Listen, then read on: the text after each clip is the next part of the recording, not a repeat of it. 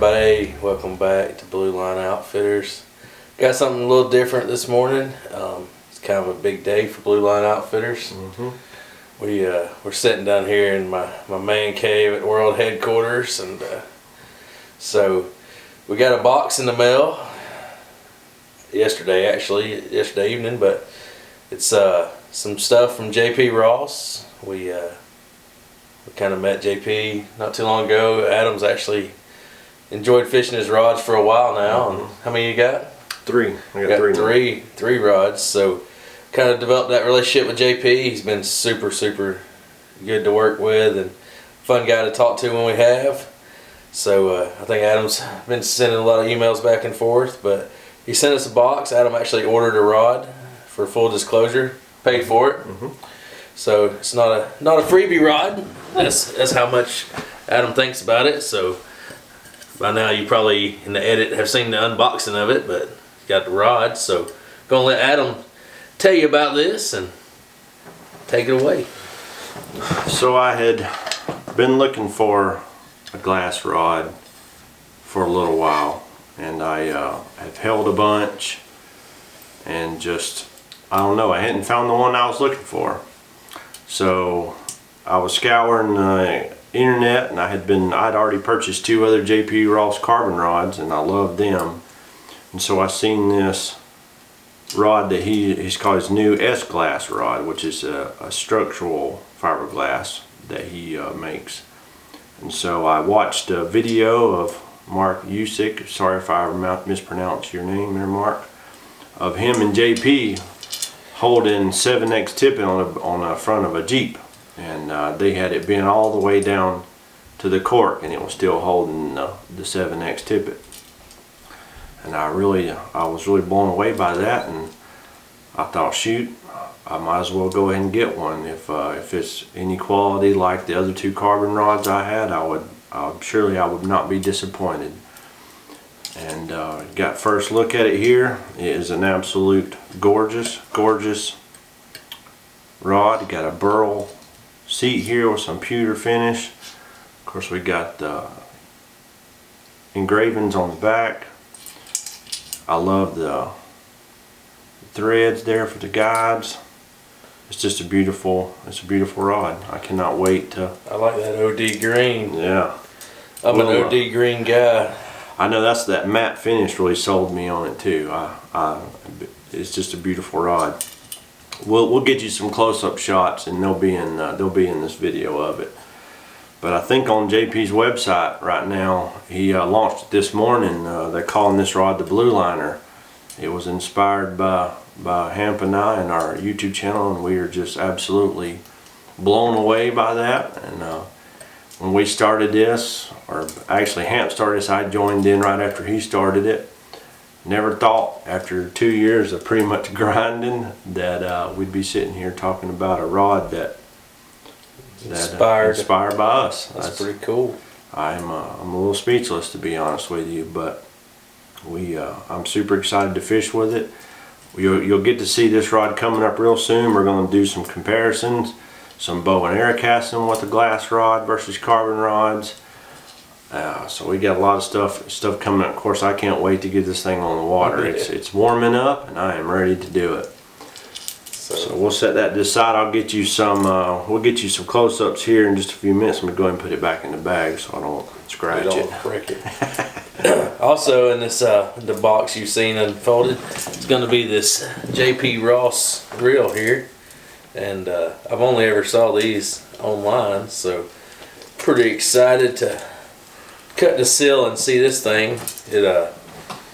JP himself says it looks pretty good on the rod, so let's open that thing up and see what it looks like. This too, also, this is called, it's a vintage reel, is also part of the Blue Liner combo that he paired it with. So you get to see it. We just cut the seal on it. First time I'm laying eyes on it in person.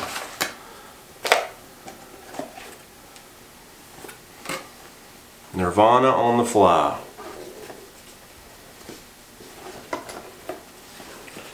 Well, he's opening it up. Oh my goodness, look how small that thing is. JP says a couple little Look at that. Real thing. Oh, look at that. That is awesome.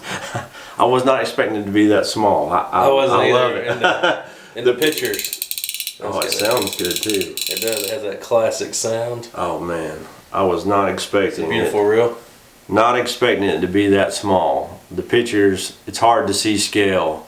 Even in this video, I'm sure, hopefully, you can see scale. That is a gorgeous, gorgeous small reel. It's pretty close to the size of the TR light, the Able. Size wise, I would say. Pretty comparable. Like all this stuff, we'll get you some close-ups of the stuff. Well, I like that. He also sent us a couple fly lines that he just started selling. He wants us to check them out, see what we think. I think on his website he's talked about you can, if you buy the combos and stuff, because these are his fly lines, that he can offer them for a pretty good discount if you buy like a combo with the rod and reel and stuff. They one thing noticed just looking at them is most fly lines, most trout size fly lines are actually 90 feet, and these are 60-foot lines. They're weight forward, but they're designed to have that small string taper, which would probably turn it over in a pretty short distance. We'll actually have some testing to do to check that out to see how it compares against the stuff we're fishing now. But they also include a leader. If you're like us, that leader may not last long in the rhododendron, but we're actually going to do a video. One of the questions we get a lot on our YouTube channel is about what equipment we're fishing and how we fish it. So that's something we've talked about for a long time and just haven't taken the time to do. So if you're interested in actually setting up your small string rod in the next few months, we're going to put out those videos, and maybe that'll help you all out. But pretty excited to see basically a purpose-built line for a small string. Too on these things, because like Hemp said, if being that they're 60 foot and you got a tiny reel, you won't have to fill it up to the edge. Yeah, you have a little more backing and stuff too on it. It'll work out really well for a small reel. I know when I first started small string with Hemp, you take a traditional fly line and cut it in half, and you had two ends of it. So the fact that they purposely built this for small string rods or small string reels is pretty cool. Yeah, that was a real common thing for most of my career, is to take a double taper 90-foot line and cut it in half, and only put about 45 feet of it on the rod, because when you're bow and arrow casting in a creek you can step across, 45 feet's plenty. So. Also too, this fly line too comes with welded loops. You can either choose to keep those or not. We'll show you how we rig our rods for small string, especially if you get sub 7-foot rods, 6.5-foot rods. We'll show you how we do it to keep you from sometimes get these welded loops hung in your eyes when you're trying to cast. So we'll go through all that very soon. I'm sure a lot of people have been wanting to see that. I like the color. Yep. It's bright enough to see without being super bright. Right. Looks like it changes as it goes. What else you got there, Adam? I got some fly boxes. I think that was in real box, wasn't it? A little tiny fly box. That's about all you need for a day's fishing. That's right. Got some nice, well, that's double-sided. I didn't even realize that. Nice double-sided fly box there, silicone. That sure enough is enough for a day's worth of fishing. Oh yeah, it's pretty interesting, JP, to see this. But I actually just bought a fly box almost exactly like that from a local store, because these boxes, you can put your dries in them and not crush the hackles on them. Yep. And it took me a while. Yeah, it took me a while to find that box, so that's pretty sweet. I'm probably gonna steal that one from Adam. Y'all can see the height of that. Is what he's talking about. You see some of them out there that are real thin. They put them in their pockets, but it does crush the hackles on them, flattens them out. So that's actually really nice. We got another one. It's kind of the same thing. So this one's foam and it's a lot bigger. I guess this would be considered maybe a streamer box. Streamer box or bigger nymphs. Bigger nymphs. But both of these are sealed too. So if you drop them in the water, you ain't gonna worry about filling your fly box full of water. That's pretty sweet. Is that rubber ring? So this one's foam. Double-sided as well. So like it. And two, like I think I just said, it's also raised up to keep from crushing your flies.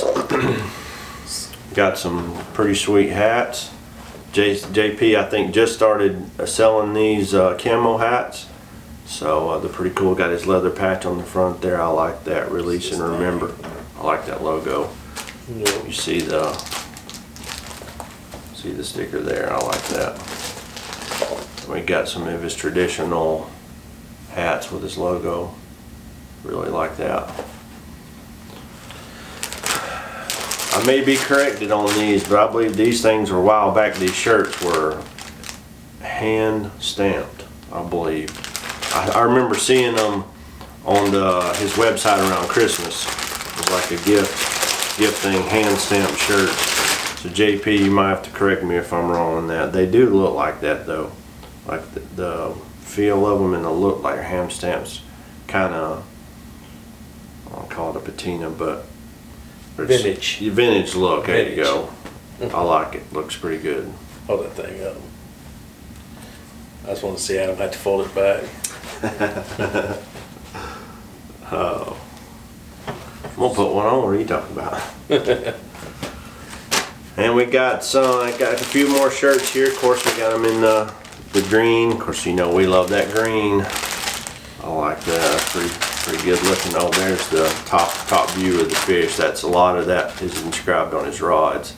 I think two of my rods have that top view of the fish inscribed on it. I like that. Yeah, I like that one too. It's got the side profile of the fish. Oh, it's got mountains in it. I really like that. See the mountains in Short. inside the fish design there. And stickers. And lots of stickers. Who doesn't like stickers? Who doesn't like stickers? I know I sure do. And these are some really, that's a really nice sticker. That's a really nice sticker.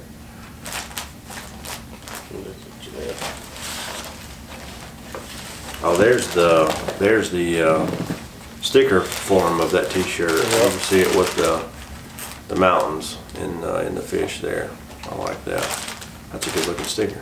You can see we got some really cool stuff here. We're really excited to get on the water and give this stuff a go. Just hold it in the hands. It's really quality, but of course, you know us, we're gonna put it to the test. We're gonna hang it up in all the rhododendron leaves and the bushes along the way. So I think I have an airflow leader, poly leader that I got from him. I about chewed that thing back to nothing. So I'm really thankful that I got some new leaders.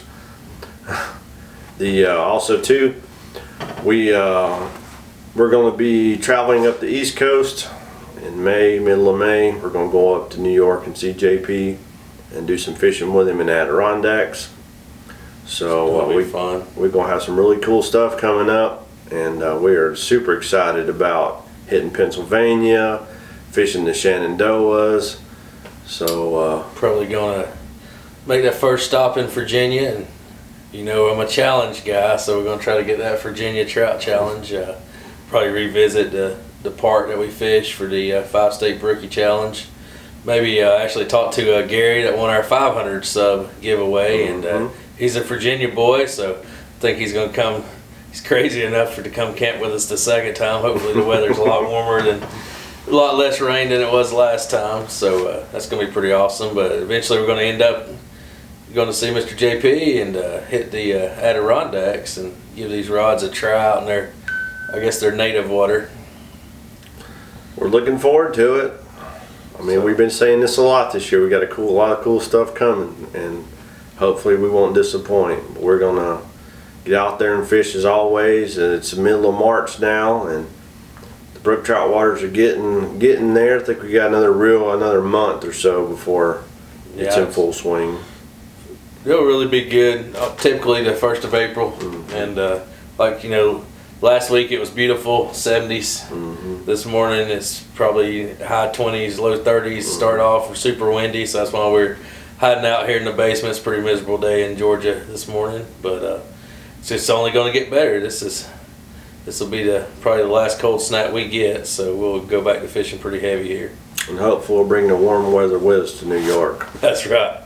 As long as y'all get those black flies. I'm kind of worried about the black flies, not gonna lie. Yeah, me too. Y'all do good with bugs. When I was in Alaska, they had this thing called the white sock, and that thing would absolutely just about pick you up and touch you off. So I'm not a fan, but we'll check it out and see how it goes. So pretty much all what we got. Yep. Go check out JP Ross. Yeah, jprossflyrods.com. Probably the one of the few guys out there really producing great small stream stuff right now. Absolutely. I don't think we talked about that. There's not a lot of.